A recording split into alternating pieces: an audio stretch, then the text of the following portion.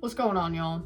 I usually don't do monthly reading wrap-ups unless I had a really successful reading month. I'm super proud of what I did this month, especially since I feel like I actually did consume the books I was reading. Like, I remember all of them really well. I annotated a few of them. I also read a lot of good books this month. I just had a really good reading month. I don't know about y'all. Before I get into anything, I have some stats to share with you guys. I read 11 books in the month of August. I read 3,290 pages. My favorite book this month was The Crane Husband, which we will get into. My least favorite book was Hannibal Rising, and I DNF'd only one book, which was SX Dogs, because the story wasn't clicking with me. I might return to it should I feel like it one day, but I doubt it. But let's hop into my monthly reading wrap up because I'm just excited to talk about these books.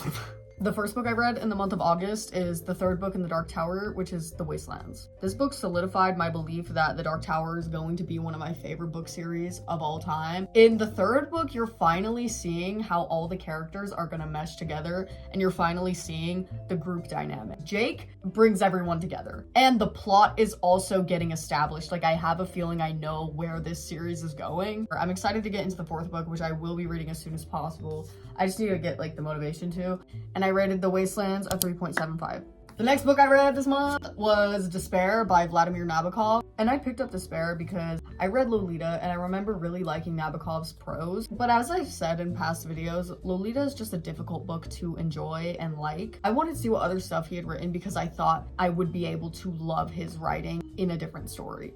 And I was right. Despair was phenomenal. This book was so good, y'all. If you want to pick up something short, easy to understand, but something that still reads like a classic, I really recommend Despair. It's an ambitious story with a lot of amazing like people and characters. Like, the dynamics between Herman and the people around him is just so weird and interesting. I was so invested the whole time, and I lightly annotated it just because, again, I like the prose. Nabokov's writing style is super unique and everyone should taste it at least once in their life. I rated Despair 4.5 stars. The third book I read this month was just to cleanse my palate a little bit, and it was The Resurrectionist. This could be a really cool like series, but if it was all written like this, you know? This is written in the style of a nonfiction book about the studies of this doctor who like goes fucking crazy. It's written like a nonfiction book, and I want to see like other things with this doctor also written this way. If there was more of this, like, I want to know more about the people mentioned in this, because this could have easily been a novel,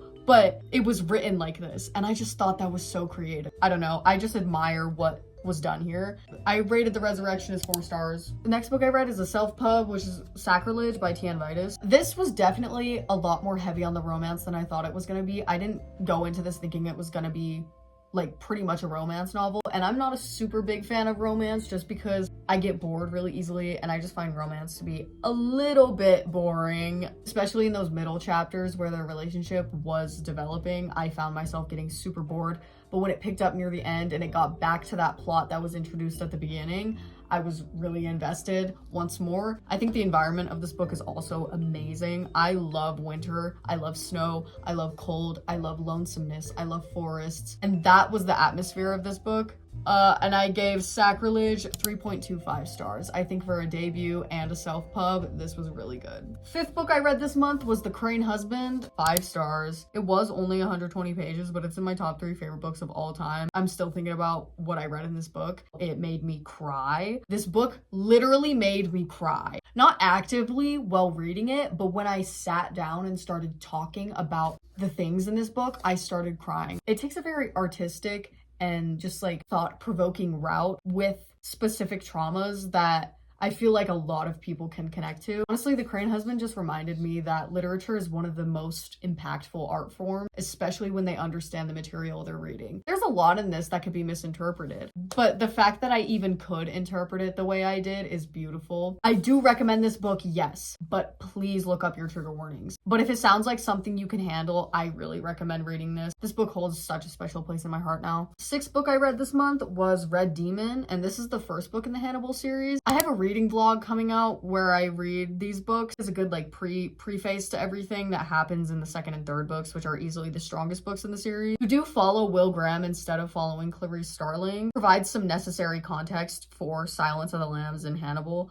And I gave Red Dragon 3 stars. Next book I read was Silence of the Lambs. I talk a lot about my thoughts on the subjects brought up in this book in my reading vlog, so you'll just have to wait for that. I can talk about how Clarice Starling is a super interesting character, and I think about her a lot, more so pertaining to Silence of the Lambs. She just has a very intricate mind. I don't know. I also do think the interactions between Clarice and Hannibal are top tier in this book. Like, I did enjoy the interactions between Will and Hannibal in the first book. I think Silence of the Lambs wins in the realm of Hannibal interactions. And I gave Silence of the Lambs 4 stars. The next book I checked out from the library and listened to an audiobook, and it is Nobody, Somebody, Anybody. I was expecting something different from this book than what I got. I wasn't expecting like a romance subplot. Then again, it wasn't really a romance because they didn't end up being with each other at the end. It's more of like a cautionary tale of like the consequences of your own actions. The main character obviously had really severe anxiety, and I think if you have anxiety, you can relate so much to Amy as a character. She'll like think something and you'll be like, if I didn't think this way, I'd think this bitch was irrational and crazy. But it's the fact that I do think that way. So I could relate to her on such a big level and be like, I see you, girl. Like, I'm like severely anxious to the point it's debilitating. I know. But yeah, she makes some really stupid decisions because of her anxiety, and I think a lot of people can relate to that. At the same time, I think the plot fell off a little bit near the end. I just wish it had gone a different direction. So Nobody, Somebody, Anybody, I gave 3.25 stars. The 9th book I read this month was Hannibal, which is the 3rd book in the Hannibal Lecter series. I don't know about y'all, but the 3rd book's my favorite. I don't care. Like, Silence of the Lambs is good, but the 3rd book is so bizarre and so, like, what the fuck? I'm gonna remember that one better than I'm gonna remember Silence of the Lambs, okay? I understand that ending's not everyone's cup of tea, but it's my cup of tea, and I thought it was so bizarre, and I loved it. I don't know. I gave Hannibal 4.25 stars. The 10th book I read this month was my least favorite, and it was the last book in the Hannibal Lecter series, which is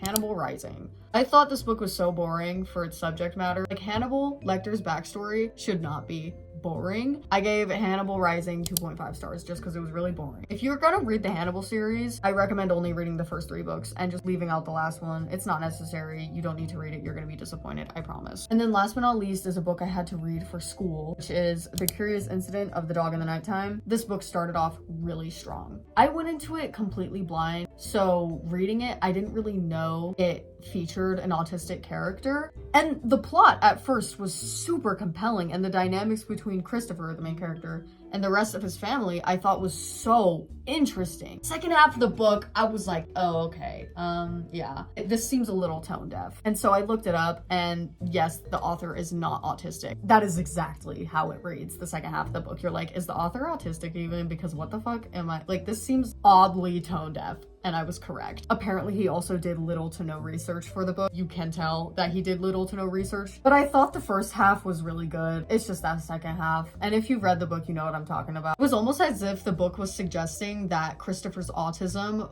was the reason his dad was abusive, and that his autism was the reason his dad was so violent. When I'm like, no, his dad was violent because his dad was violent. And if you can't tell, my thesis for my paper is obviously going to be very opinionated. We'll see how my teacher feels about that. Anyway, I gave The Curious Incident of the Dog in the Nighttime 3 stars. It just fell off and wasn't valuable in the second half. Anyway, that was my reading month. I loved this month. It was so much fun. As I said, I have that reading vlog coming out. At the moment, I am reading The Lies of Locke Lamora, which got recommended to me because I like Six of Crows, but one of the things for me with Six of Crows is that it definitely reads like a YA, and it definitely feels very adolescent. So someone recommended this to me, telling me that if I like Six of Crows, but I want something a little more mature, I might enjoy this series. So far, I am understanding why this was recommended to me with the context of I like Six of Crows, because yes, this reminds me of Six of Crows a lot. I have a feeling I'm really gonna like it, but then again, I am only 155 pages into it. Then the other book I'm reading right now is Words of Radiance by Brandon Sanderson. I am loving this. Y'all know how I feel about The Way of Kings, okay? So I knew I was gonna like the second book, but I did not know I was perhaps gonna like it more than the first book. When I was reading The Way of Kings, it took me like 300 pages to like really get into it. But this one, I'm less than 200 pages in, and I'm already so invested. I don't know if it's because I already know these characters, know the world, and I'm just jumping right back into a place I love. I'm not surprised if I give this 5 stars. When I do finish these books is when I'm gonna be posting that reading vlog that I was talking about, because these are featured in that video. Thanks y'all so much for watching, and I will see y'all